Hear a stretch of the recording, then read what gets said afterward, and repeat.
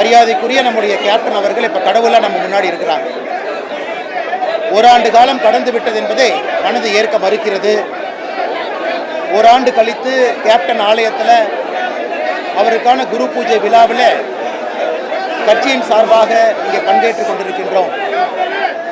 இன்னும் கட்டுக்கடங்காத தொண்டர்கள், அவரை சார்ந்திருக்கக்கூடியவர்கள், அவருக்கு விருப்பமானவர்கள், அவர்களுடைய அலைகளை நாம் இங்கே கேட்குறோம். எந்த அளவுக்கு அவருடைய எண்ண ஓட்டம் கேப்டன் மீது இருக்குது. ஆனால் நாங்கள் இப்போதும் வேண்டிக் கொள்வது, கேப்டன் அவருடைய அருள் எல்லோருக்கும் கிடைக்க வேண்டும், தொடர்ந்து தமிழகத்தினுடைய வளர்ச்சி பாதைக்கு அழைத்து செல்வதாக அது இருக்க வேண்டும் என்பது எங்களுடைய வேண்டுகோள். அதே நேரத்தில் புதிதாக கேப்டன் ஐயாவை பற்றி நாங்கள் எதுவும் இங்கே சொல்ல போகிறதில்லை. 54 புதிய இயக்குநர்களை அறிமுகப்படுத்தியவர், எதையும் கூட யோசிக்காமல் அள்ளி கொடுத்தவர். தமிழகத்தில் ஒரு மாற்று சக்தி அரசியலை ஜெயிக்க முடியும் என்பதை முதன்முறையாக நமக்கு உணர்த்தியவர்.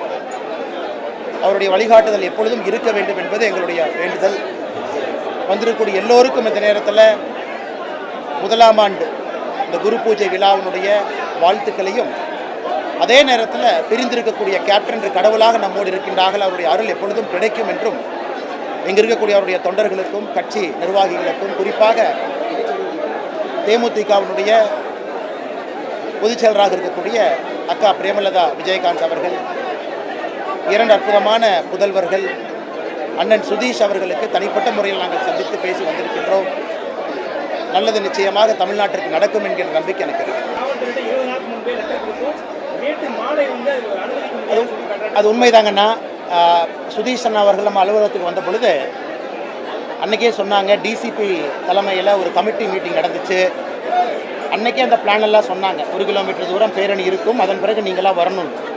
அவங்க அழைப்புதல் கொடுக்கும் பொழுதே பேரணி இருக்கும், இந்த நேரத்துக்கு வாங்கன்னு சுதீஷ் அண்ணன் கட்சியிலிருந்து சொன்னாங்க.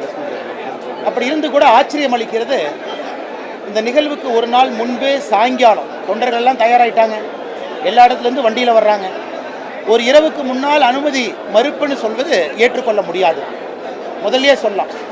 ஏன்னா இன்றைக்கி தமிழக காவல்துறையை பொறுத்தவரை ஒரு நாள் நைட்டில் சொன்னால் தான் அவங்க எப்படி கோர்ட்டுக்கு போவாங்க, எப்படி அனுமதி வாங்குவாங்க, அதை பார்த்துடலாம் என்பதற்காக கொடுக்கப்பட்டது போல் தெரிகிறது. அதனால் இதை நாங்கள் கண்டிக்கின்றோம். முதலாம் குரு பூஜை விழாவுக்கு 1 கிலோமீட்டர் பேரணி கேட்குறாங்க, எந்த பிரச்சனையும் இல்லாமல் வர்றாங்க. இத்தனை தொண்டர்கள் இங்கே இருக்கிறாங்க. இத்தனை தொண்டர்களை நீங்கள் ஒரு பேரணியில் அமைதியான வழியில் கொண்டு வந்துட்டாவே பாதி பிரச்சனை முடிஞ்சது. எல்லாரும் வந்து அமைதியாக பார்த்துட்டு போயிடுவாங்க. அதற்கும் வழி கொடுக்கலன்னா தொண்டர்கள் எல்லோரும் சிதறி வெளியே இருக்கிறாங்க. அதனால் காவல்துறை இன்னும் கொஞ்சம் அதை பெட்டராக ஹேண்டில் பண்ணியிருக்கணும், அதை சரியாக ஹேண்டில் பண்ணல. அதனால் எங்களுடைய வன்மையான கண்டனங்களையும் நாங்கள் பதிவு செய்கின்றோம்.